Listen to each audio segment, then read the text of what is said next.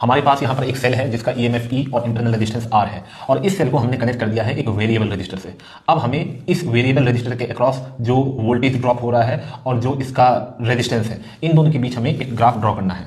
सबसे पहले हमें मालूम है कि किसी भी सेल के डिस्चार्जिंग के केस में उसके EMF, terminal voltage, current, internal resistance का ये फॉर्मूला होता है। अब यहाँ से आई को हम लिख सकते हैं V upon R, Ohm's law से। अब यहाँ से हम V को कॉमन ले लेंगे और V का फॉर्मूला आ जाएगा E upon 1 plus R by are.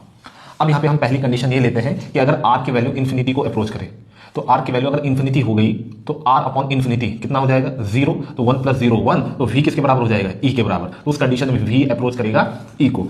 Second condition देखिए, अगर हम यहाँ पर एक्सटर्नल रेजिस्टेंस की वैल्यू इंटरनल रेजिस्टेंस के बराबर कर दें तो उस कंडीशन में R by R, capital R by capital R 1 हो जाएगा और 1 प्लस 1 2, यानी कि V का वैल्यू कितना हो जाएगा? E by 2।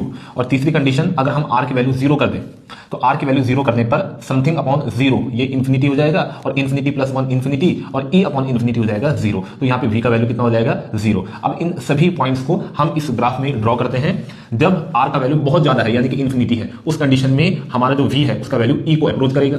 जिस समय हमारे कैपिटल R का वैल्यू स्मॉल r के बराबर है तो उस समय हमारा जो V होगा वो E बाई 2 के बराबर होगा और जिस समय हमारा V R 0 के बराबर है उस समय हमारा V भी क्या होगा? 0 के बराबर होगा।